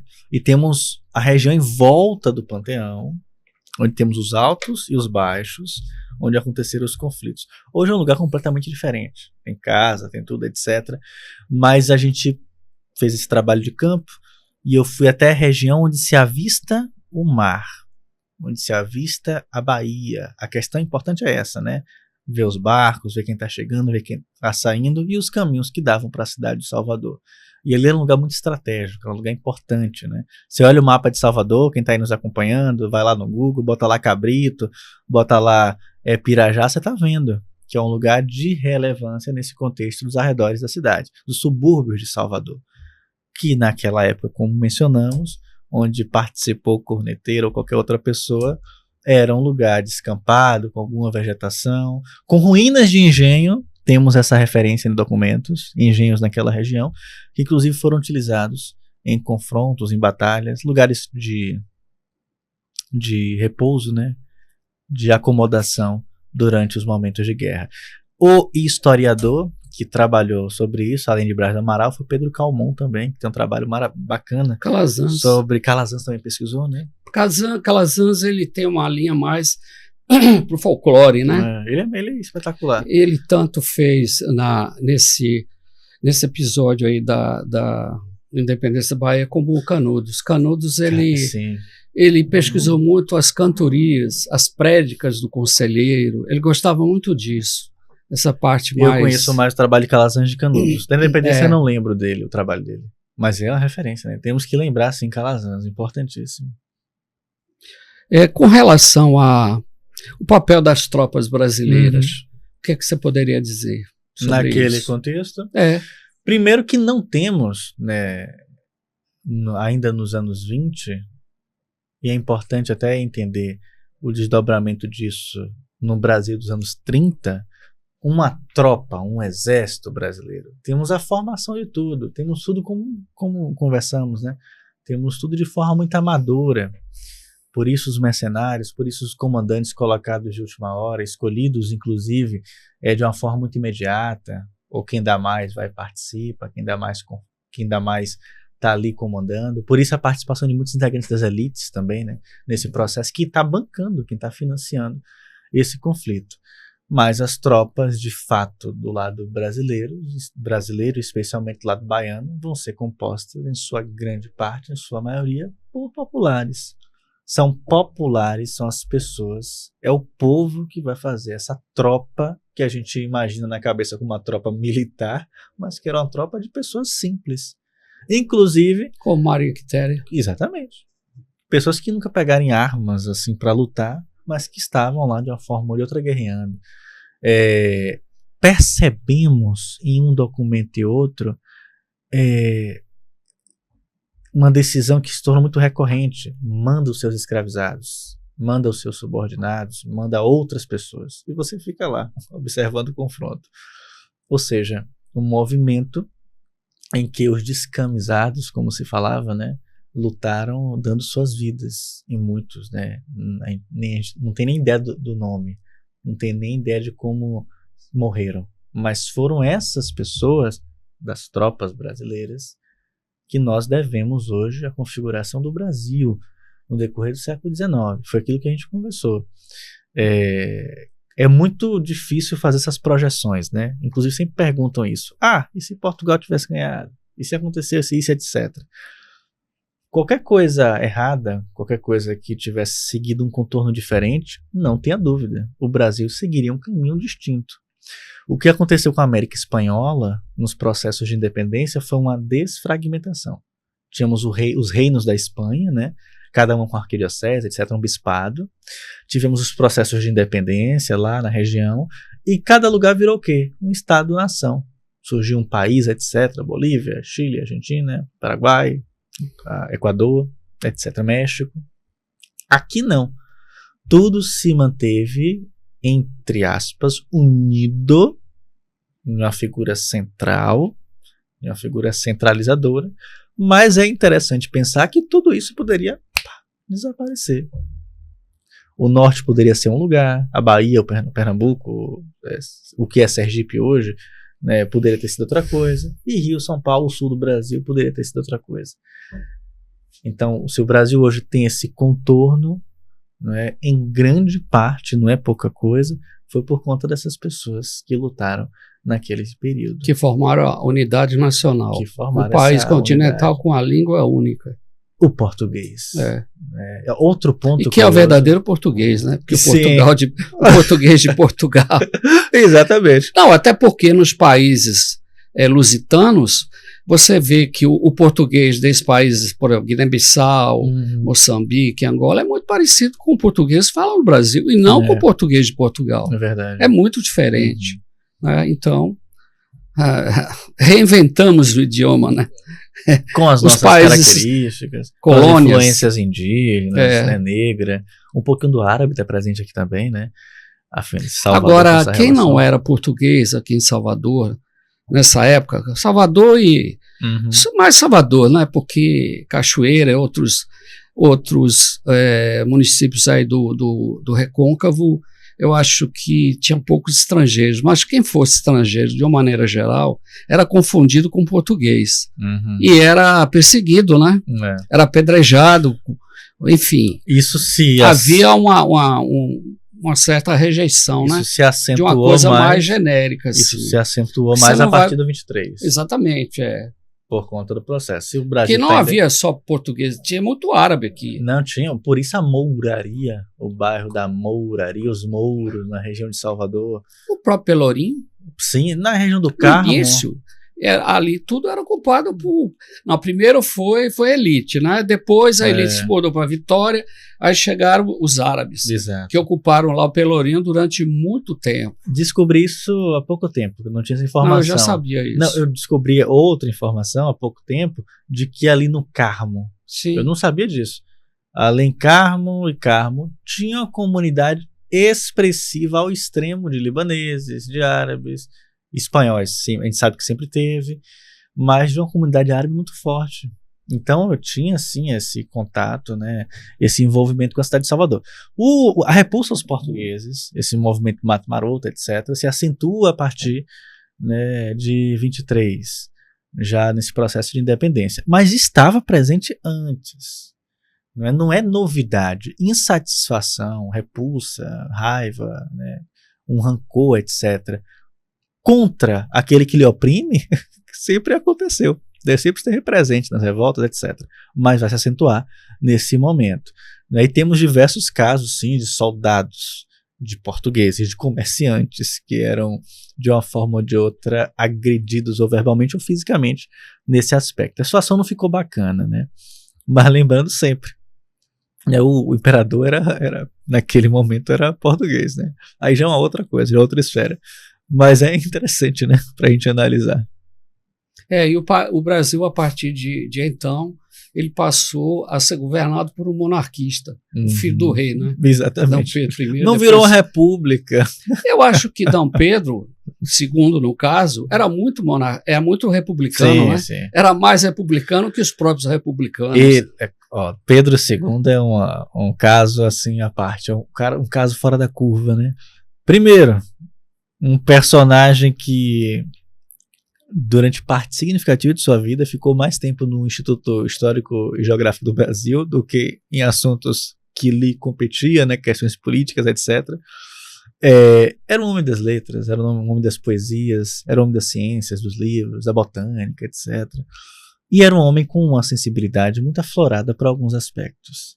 E tinha, assim, uma postura, percebemos isso em suas cartas, em seus diários, nos embates que foram travados com o Senado, tinha uma postura, em certos aspectos, muito progressista, conservador nos costumes, na religiosidade, etc.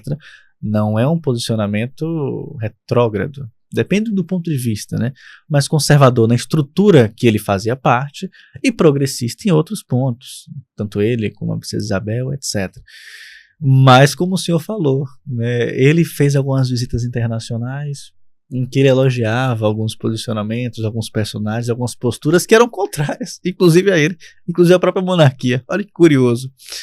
Um homem que respeitou em seu reinado, segundo Império do Brasil, muitos nomes extremamente expressivos, como os irmãos Rebouças. Teve um contato inicial amigável com Mauá, depois teve as suas brigas, outros interesses, né? Mas um personagem muito interessante, né? Curioso, para a gente entender. A segunda metade do século XIX, já com um Brasil muito diferente do Brasil dos anos 20. Um Brasil, entre aspas, com uma certa estabilidade. Crises, etc., como sempre teve, mas com uma certa estabilidade. Mas acaba tomando rumos que vão enfraquecer o Império, né? Guerra do Paraguai. O Brasil sai vitorioso, mas a imagem do imperador, não. Muitos gastos, muito investimento, uma força, e aí sim, um alavancamento dos militares, que nos anos 80, junto com a elite cafeeira, vão dar o golpe contra o imperador Pedro II e derrubar o Império. A própria questão do peso que representava a escravidão. O Brasil é o último país das Américas a abolir a escravidão, sendo que tanto os integrantes da família imperial, entre outras pessoas próximas, Rui Barbosa, Teixeira de Freitas, grandes juristas, grandes pensadores, expressavam sua indignação, expressavam a sua contrariedade a essa realidade e viam que a elite política não estava pensando nisso. Queriam manter aquilo ali porque era cômodo para eles, né? O Cotegipe cunha a frase conhecida, né, que a Isabel dizem, né, que ele escreveu isso, que a Isabel assinou leal e assinou também o fim do Império do Brasil.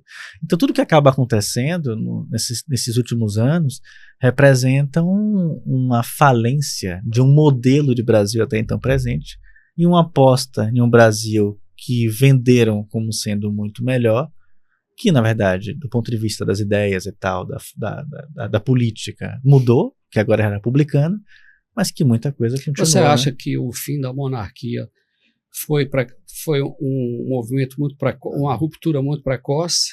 Você acha que haveria ainda mais tempo para a monarquia se manter no país? Porque a monarquia isso pensando hoje, né? Sim, sim. Não quero ter um pensamento anacrônico. Sim, sim. Não sim. é o caso. Uhum. Mas hoje, por exemplo, monarquia é uma coisa que não tem o menor sentido em lugar nenhum do mundo, né? É. Então é algo que... É simbólico.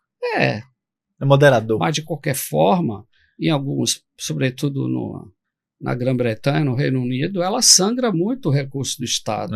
Para você manter aquela pompa, aquela circunstância lá que não tem o menor cabimento aquilo. Né? Esse eu acho que é o maior exemplo. Mas voltando lá para o final do século XIX, o que é que você acha? Já pensou nisso alguma vez? Que pergunta difícil. Mas que pergunta difícil. Claro que tudo tem a ver com a conjuntura de então. Né? Eu acho, e lembrando, Consuelo, Novaes Sampaio, Novaes Sampaio, Pondé de Sena. Do IGHB, referência. Ela fazia o IGHB acontecer. Qual foi o primeiro grande desafio da República? Canudos. se colocou muito claramente como algo assim que a República ficou sem saber Diversas fazer. expedições. Só na quarta houve aquele morticínio. As duas locais, a terceira que foi federal, flagrosamente derrotadas. Isso Imagina. foi um desafio para a República. Um desafio. Porque Antônio Conselheiro era monarquista. Ele não era republicano. Né? Não então, só o senhor deu exemplo de Canudos, de Conselheiro, etc. É um exemplo para a gente entender que quando o golpe acontece, quando o imperador Pedro II acontece, muitos representantes daqui da Bahia, primeiro, não estavam nem aí com a República, com o militar, com nada disso. Eram monarquistas, eram próximos de Pedro II. Muitas pessoas souberam do fato, perplexos. Aquela ideia dos bestializados, já foi problematizado isso, né? Mas aquela coisa, nossa senhora, agora é república, são os militares. Então eu imagino que se não tivesse acontecido esse movimento, né, esse golpe como aconteceu, ia ser um bem mais longo processo, ia ser uma coisa que ia continuar mais tempo, mas com a queda do imperador, a insatisfação, a instabilidade seria muito maior. Até porque os integrantes do corpo militar e os integrantes de uma elite insatisfeitas com as posturas de Pedro II tinham muita força, estavam com mais força ainda e iriam fazer alguma manobra. Lembrando, o mundo, naquele contexto, já, como o senhor lembrou, seguia um caminho diferente. Era república, era etc. Né? Os ideais franceses, norte-americanos eram muito evidentes. Se isso impactaria de uma forma positiva ou negativa o Brasil, é muito incerto. Eu imagino que o projeto vencedor republicano foi um projeto arcaico, retrógrado e nem um pouco progressista. Isso é um ponto.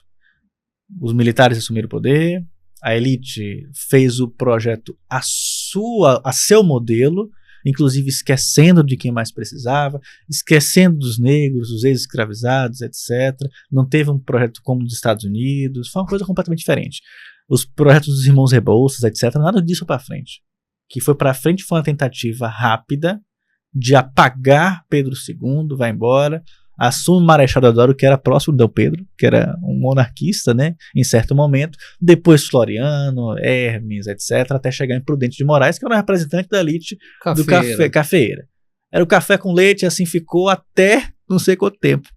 Então, eu não vejo isso de uma forma positiva. Só quem votava... O chamado voto do bico de pena. E do cabresto, né? Que era o que acontecia. Não dizendo que na época do Império era uma maravilha, era uma perfeição, nada disso. Não é essa a questão, né?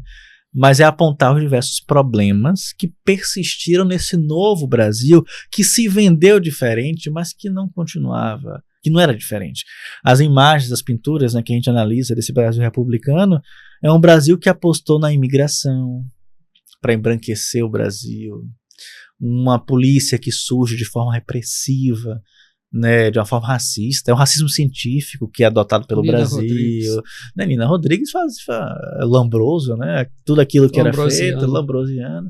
Né, o Nina Rodrigues escreve um livro chamado As Coletividades Anormais. E a descrição que ele faz do bandido.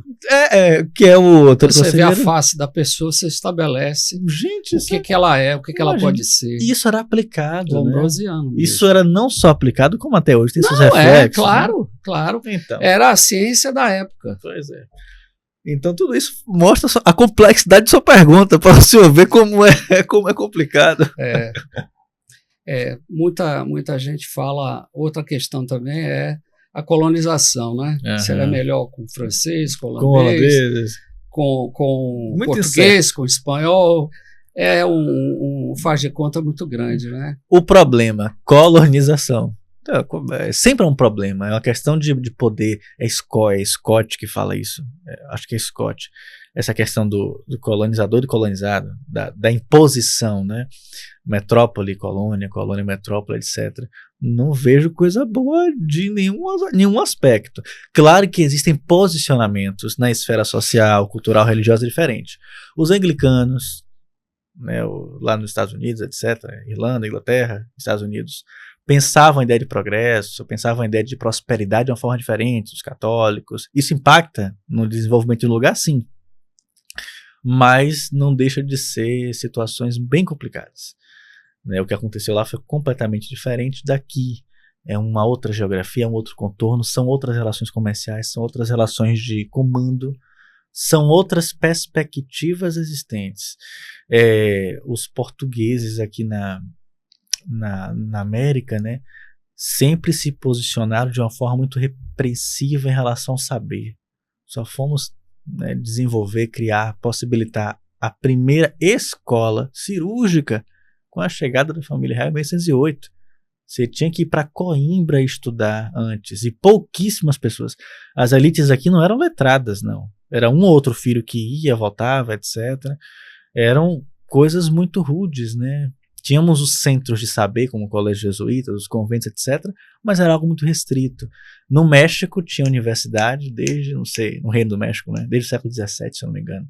Então são formas de tratar distintas. Quando Dom João VI cria a primeira faculdade de medicina, que foi aqui na Bahia, ele teve que trazer o corpo docente de fora, porque aqui você não tinha professor. Tinha um ou outro, se eu não me engano, mas trouxe.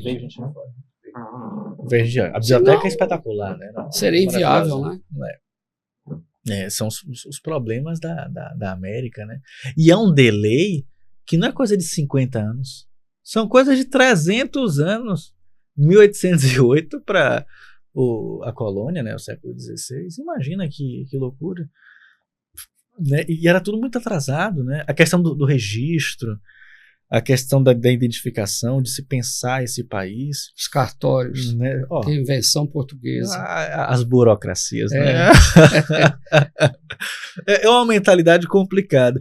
Eu gosto de Gregório de Matos, gosto de Padre Antônio Vieira, de Antonio, esses cronistas mais antigos do século XVI, século XVII.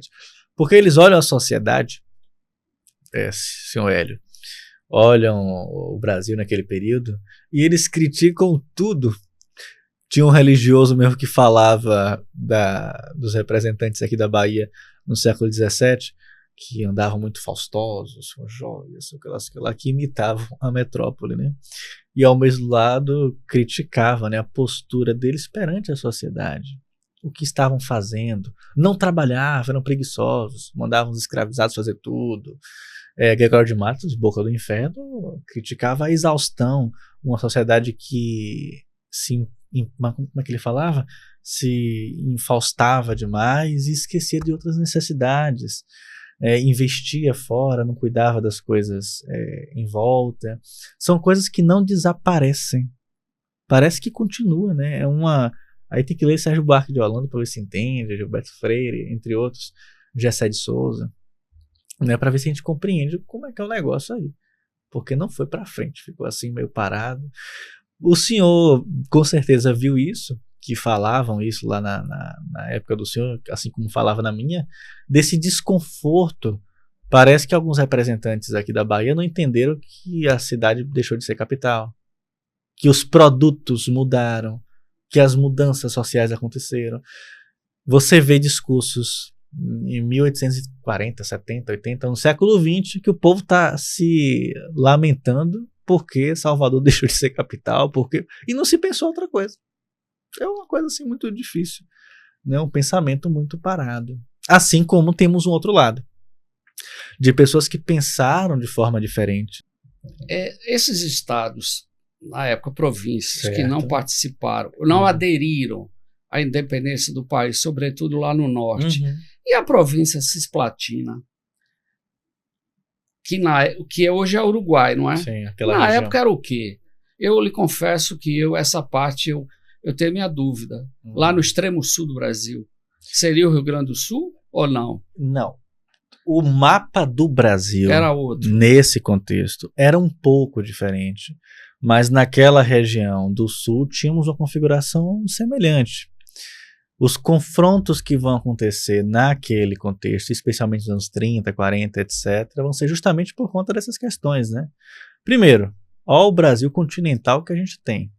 Temos lá a capital, Rio de Janeiro, poder centralizado naquela região, e uma tentativa de organizar, de liderar, de comandar, de gerir lugares que são muito distantes.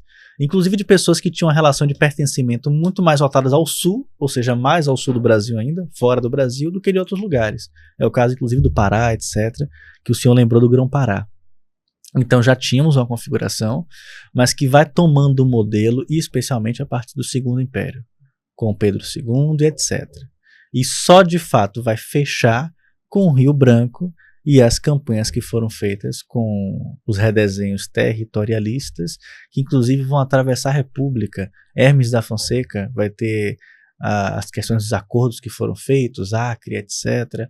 Bahia, vamos chegar até os anos 20 com as questões das fronteiras. Braz do Amaral vai escrever 2 clássicos maravilhosos das fronteiras do Brasil, Limites do Estado da Bahia, volume 1 e volume 2, nos anos 20 falando sobre isso. Então, já tínhamos um redesenho semelhante. O Brasil já sempre teve aquela pontinha na parte de baixo, mas a grande questão foi se entender enquanto brasileiro, se entender enquanto a nação brasileira. É aí que entra o livro, né, que a gente citou, do José Murilo de Carvalho, né, a construção da ordem, que vai acontecendo ao longo do século XIX, né, e Alberto da Costa e Silva lembra na construção da nação, primeiro reinado, segundo reinado. Ok. O que é que falta falarmos, Felipe? Quanto tempo de conversa? Aí, 2 horas. Então, o arremate, qual é? O arremate é primeiro agradecer, que eu estou conversando com o senhor. Do episódio. Ah, sim, do 2 de julho.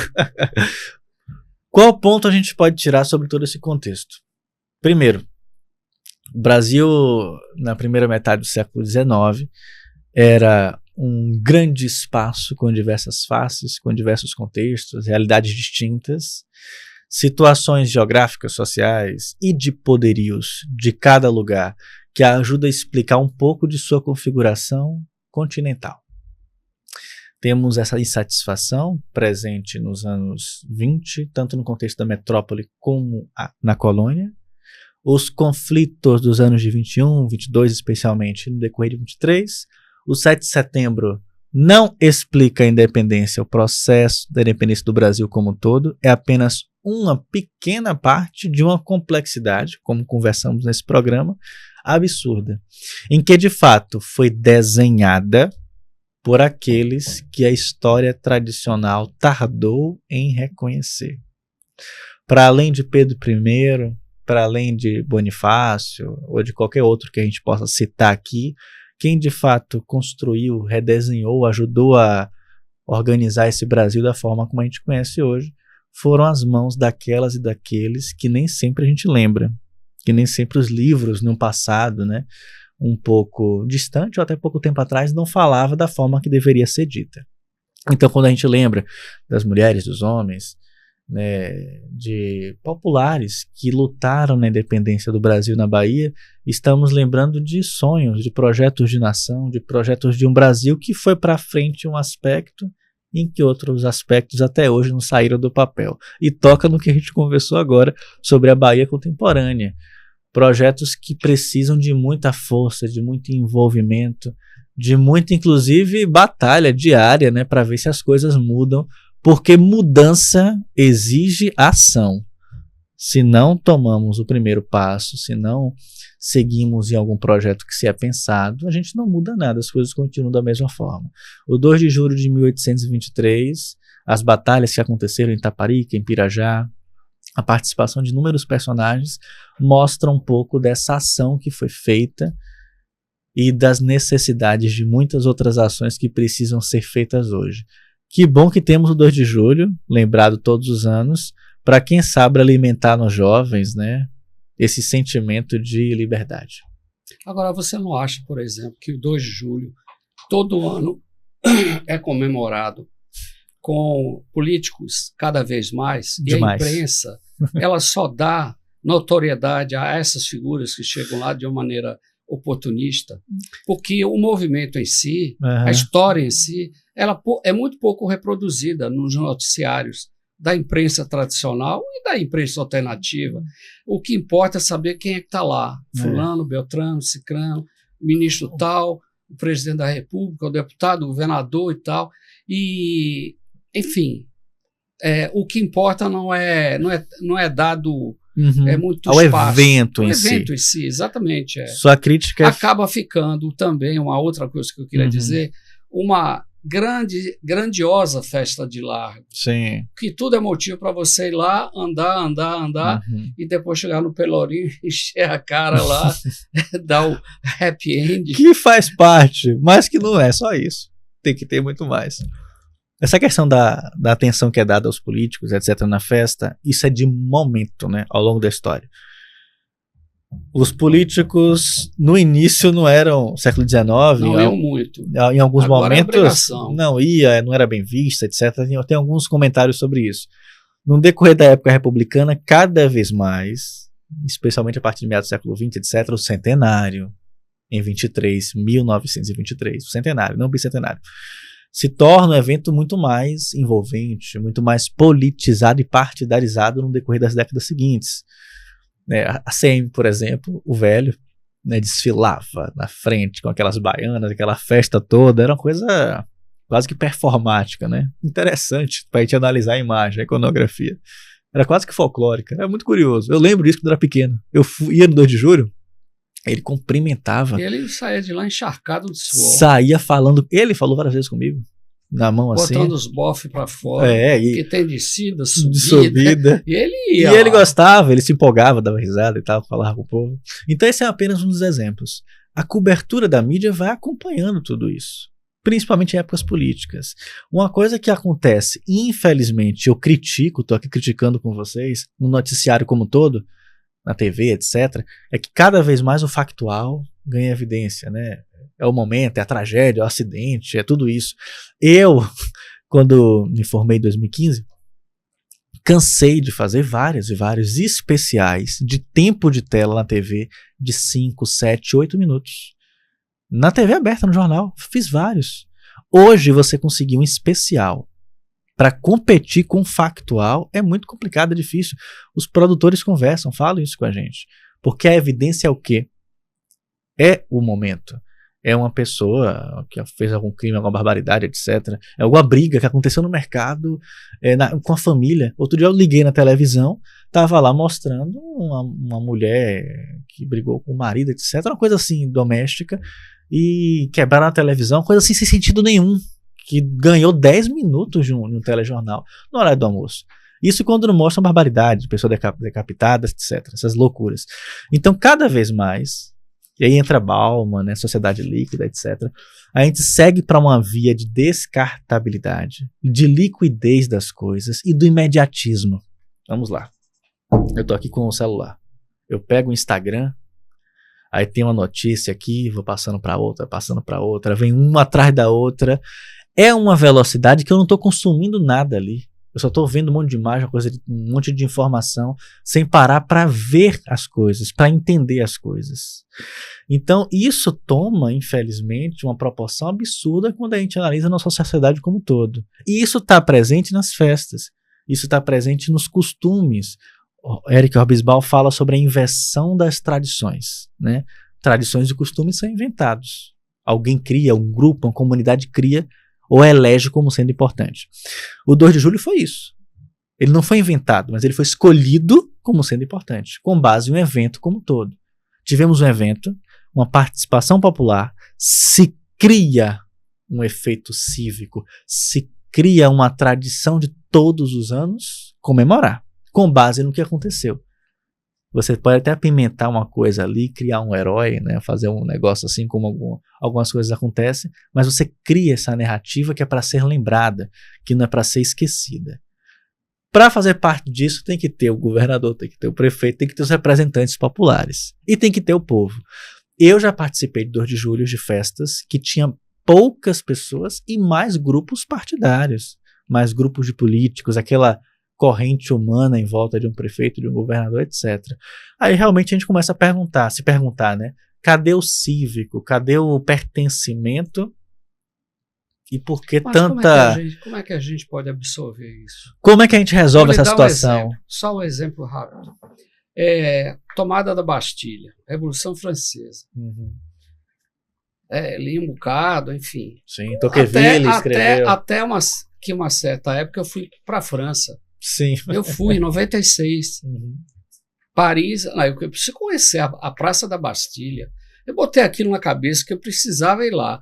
Aí desci lá, Champs-Élysées, Arco do Triunfo, passei na Rivoli, no aquele museu, o Louvre.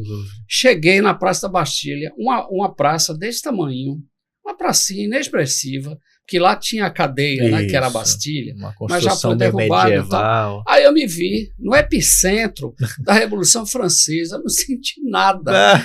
Uma decepção completa. Eu falei, pô, mas é só isso? Quer dizer, eu compreendo tô dando um exemplo meio para fazer o advogado do diabo, entendeu? Porque Al Pacino, né? Porque no caso, por exemplo, voltando ao que nós estávamos falando, o evento dessa magnitude, ele é avacalhado pelos políticos, pela imprensa, que reduz tudo àquela mesmice. Ao momento. E o fato em si que aconteceu há, sei lá, 200 e tantos anos, exatamente, é pulverizado, entende? E ele sai da memória das pessoas, tá? Até daquelas pessoas que têm formação acadêmica, que sabem do fato, estudaram eventualmente, tal, uma coisa que ela perde a fluidez aos poucos, cada vez mais ela vai perdendo, entendeu? Porque eu acho que a importância que se dá é muito ocasional, muito ocasional assim. Mas não sei o que é que você acha. Eu compreendo o que você está falando e em certa parte concordo. Realmente, ou o caso da Bastilha, você chega lá esperando e acaba tendo essa decepção. Isso acontece, vai acontecer e vai continuar acontecendo ao longo de muito tempo. Segue. Mas a gente muda ou melhora essa situação. Eu tenho que ser otimista, sou professor, né? Investindo em alguma coisa que ressalte o pertencimento das pessoas. Vamos lá. Quando estamos conversando aqui sobre Quitéria, Filipa, João das Botas, os Encorados de Pedrão, estamos falando de personagens que têm vivências, identidades e histórias. Mulheres que romperam aquilo que era obrigado a elas para fazer uma coisa diferente. Então, quando a gente passa isso de uma forma correta, quando a gente fala que existiram pessoas há 200 anos atrás que deram literalmente suas vidas para a gente ter uma condição mínima de existir hoje. E conforto, a gente estimula, planta uma semente. Pode dar fruto ou não, mas planta uma semente. A grande questão é que isso não é feito com o investimento devido, com a potência que deveria ser direcionada para isso. Vou fazer uma pergunta para o senhor. Existe a disciplina História de Salvador, História da Bahia nas escolas? Não. Não existe. Você malmente está vendo, ainda mais com essas reformas que aconteceram aí no ensino médio, História. Um ensino muito técnico, uma coisa muito louca. Você vê, eu sou professor, já dei aula em diversas escolas, dei aula em faculdade, etc. Você vê aquela educação que é feita para o aluno passar de ano ou para ser aprovado. Então não é para você ter um sentimento crítico, um pensamento para analisar as coisas com mais detalhe. Você vai para as redes sociais, você está vendo influencer em 1 minuto e meio de um vídeo de Reels discutir sobre o 2 de julho, que a gente passou 2 horas conversando. E não falam quase nada. E ainda não fala absolutamente, fala errado ainda, e fala coisa que não existiu, inventa história, etc. E é isso que está sendo consumido. Então, ou seja, temos uma potência na mão, que são as redes sociais, mas que está sendo utilizada de uma forma errada. Então, é curioso, né, que a gente tenha... que falou sobre isso foi Humberto Eco, né? É curioso que todo mundo, né, hoje tenha tanta possibilidade de criar, de construir, de saber, e que a gente não tenha esse uso correto das coisas. Então, sobre o 2 de julho, né? Esse trabalho de formiguinha que estamos fazendo aqui, que eu faço, que nós fazemos, de compartilhar alguns assuntos, de falar sobre esses personagens, no mínimo é um passo, né? Mas não é o suficiente. Os governos, os nossos representantes, os projetos de Estado que nós discutimos agora, deveriam trabalhar isso de uma forma muito mais frequente para que garantisse que as próximas gerações participassem no 2 de julho com o sentimento de viver de fato, a história que aconteceu 200 anos atrás. E não para ver a festa somente. Você pode ir para o 2 de julho, faz o trajeto, vai ver o caboclo, etc. Depois toma quantos cravinhos você quiser, cerveja, um monte de coisa, mas entenda que aquilo é importante, que aquilo é legal. E a gente está fazendo a nossa parte aqui, divulgando esse fato histórico importantíssimo. Exatamente. É um projeto social. Agora, tem uma coisa que eu acho positiva, entendeu, Rafael? Que é o seguinte, no começo do programa eu falei que quando eu morava em São Paulo, eu nunca tinha ouvido falar de independência da Bahia. Exato. Mas hoje eu já vejo com certeza, que esse fato histórico já ultrapassou as fronteiras da Bahia. Mundo. Em São Paulo as pessoas já sabem. Em no outros estados do Brasil todo, praticamente. Nos Estados Unidos tem os brasilianistas que pesquisam isso. Exatamente, já ganhou uma amplitude muito grande. Então, esse ponto eu acho positivo. Agora, o que eu estava falando, que eu não acho legal, é esse oportunismo. Sim, político. Político e não político também, porque tem certas pessoas que gostam de surfar nessa onda para se autopromover. Né? E aí eu não classifico, não. Eu acho que muita gente faz isso. Né? Que não vê, não discute esse tema com a devida seriedade, como nós estamos fazendo aqui. Não pesquisa, não estuda, entende? Que isso aí, quer queira, quer não, é uma forma de você enriquecer o seu conhecimento. Né? Isso aí por si só já vale a pena, não é? Porque eu acho que aquela coisa, né? Cada andorinha vai se juntando, aí vão fazendo verões, né? Exato. Mas é isso, tá bom? Obrigado por ter vindo, adorei e espero que a gente, em futuro próximo, repita a dose, discutindo até outras questões que estão aí na ordem do dia e que a gente poderia também trocar umas ideias, né? Com certeza. Digamos. O papo fluiu muito bem. Agradeço o convite, fico muito contente. Agradeço, um prazer conhecer o senhor. Muito obrigado. Descobri que o senhor é sociólogo, que é escritor. Um abraço para o seu filho, que é uma pessoa muito querida também. E a gente retorna. Tá bom, obrigado aí. Ok? E para vocês que estiveram conosco até agora, espero que tenham gostado do papo. E tchau, até a próxima.